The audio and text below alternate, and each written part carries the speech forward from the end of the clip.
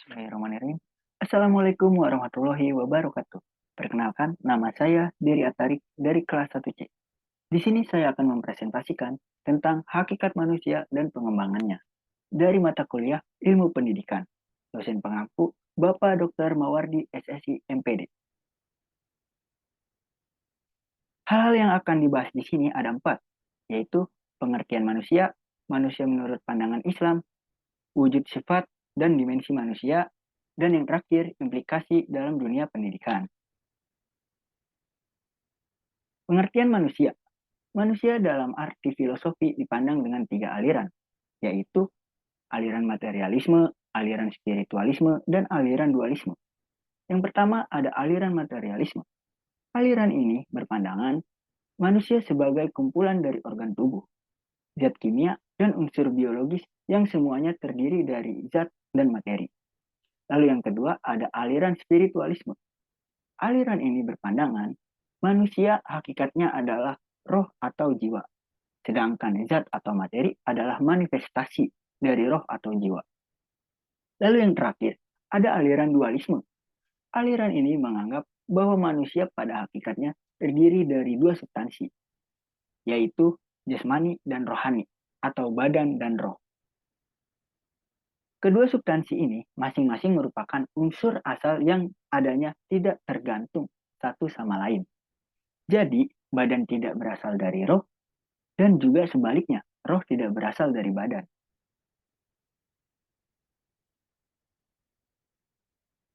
Lalu ada manusia menurut pandangan Islam.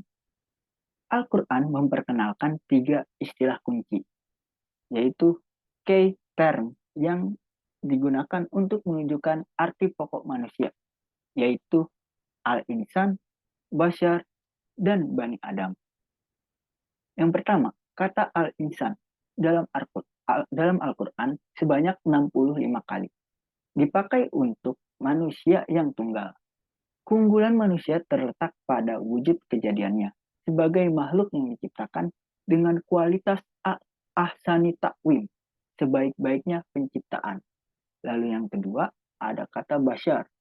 Dalam Al-Quran, kata bashar dipakai untuk menyebut semua makhluk, baik laki-laki ataupun perempuan, baik satu ataupun banyak.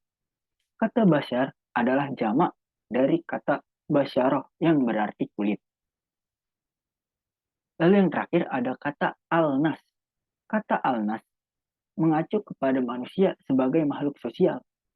Manusia dalam arti al-nas paling banyak disebut dalam Al-Quran, yaitu 240 kali.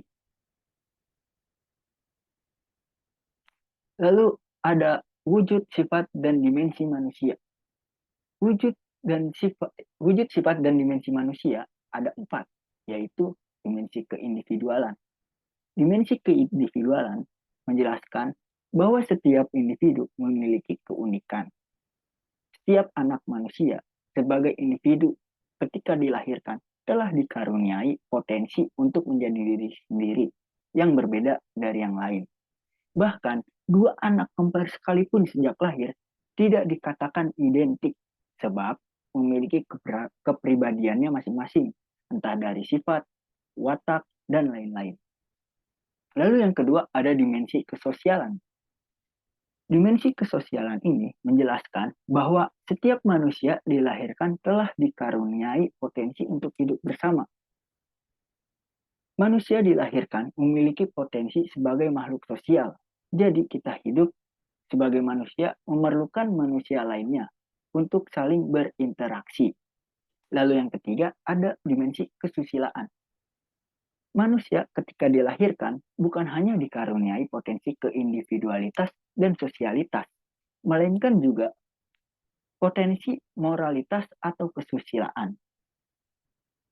Dalam artian, manusia ada kemampuan untuk berbuat baik, bersikap jujur, dan berbuat keadilan atau berbuat adil. Lalu yang terakhir, ada dimensi keberagamaan. Pada dasarnya, manusia adalah makhluk religius. Sebagaimana telah disinggung di depan, sebagai makhluk religius, manusia sadar dan meyakini akan adanya kekuatan supranatural di luar dirinya. Dan yang terakhir ada implikasi dalam dunia pendidikan. Kesempurnaan yang dianugerahkan Sang Pencipta melalui dimensi kemanusiaan membuat manusia mampu memilih, bahkan bahkan menciptakan pilihan. Pendidikan berperan dalam pilihan-pilihan manusia, yaitu kehancuran atau pengembangan kemanusiaan, merusak atau membangun, mematikan atau memberi kehidupan, dan mencipta atau menghancurkan.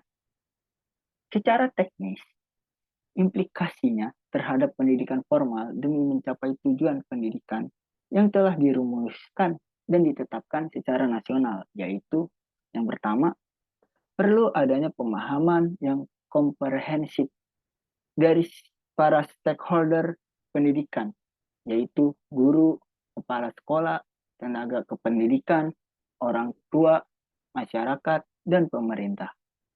Lalu yang kedua ada kurikulum. Kurikulum yang disusun sudah seharusnya didasari oleh pemahaman dan pengertian manusia secara filosofis. Lalu ada kompetensi. Kompetensi para guru perlu selalu ditingkatkan yang meliputi 4 kompetensi, yaitu pedagogi, kepribadian sosial, dan profesional.